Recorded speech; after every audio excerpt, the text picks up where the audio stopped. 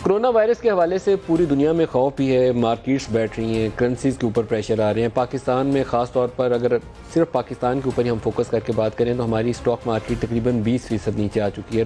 रुपए में उतार चढ़ाव बहुत तेज़ी से जारी है। स्टेट बैंक की मॉनेटरी पॉलिसी भी ड्यू है और तो यही है कि उसको इंटरेस्ट रेट कट करने चाहिए, जैसे फेडरल रिजर्व ने किया या दुनिया के बाकी बैंकों ने किया। तो हम दुनिया से वक्रे तरीके से तरक्की का अमल आगे नहीं चला सकते, ना अपनी करेंसी को किसी मसनूई तरीके से डिफेंड कर सकते हैं। तो हॉट मनी को छोड़ना पड़ेगा और इस वक्त इकनॉमिक जो सर्वाइवल है उसकी तरफ जाना पड़ेगा।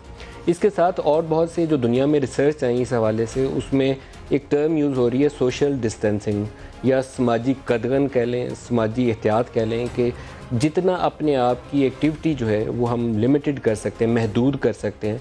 घरों के अंदर ज़्यादा वक्त गुजारें, पब्लिक प्लेसेस पे कम से कम जाएं, मॉल्स हैं, होटल्स हैं, रेस्टोरेंट्स हैं, वहाँ कम जाएं। उतना ये वायरस आगे फैलाव रोकने में मददगार हो सकती है ये चीज़। इसी तरीके से एक दूसरे से ग्रीटिंग करते हुए हाथ मिलाना या बगलगीर होना, अब वो पूरी दुनिया कह रही है कि इससे आप गुरेज करें।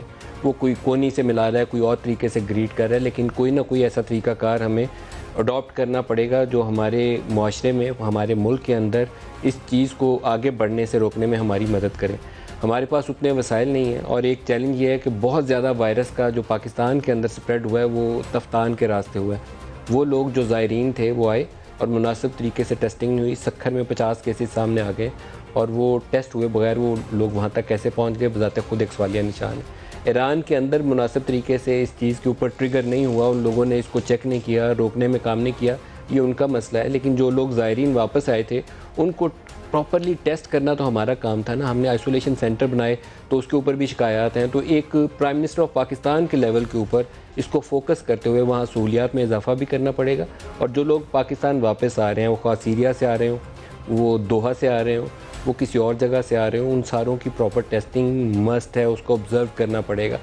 लार्जली पाकिस्तान के अंदर जो केसेस हैं सारे बाहर से आए हैं, तफ्तान के रास्ते आए हैं या कोई दोहा से आया है। ज़ायरीन की बहुत बड़ी तादाद है, तो इस चीज़ को, इस अमल को रोकने में सूबाई हुकूमतों को भी कोऑर्डिनेट करना पड़ेगा।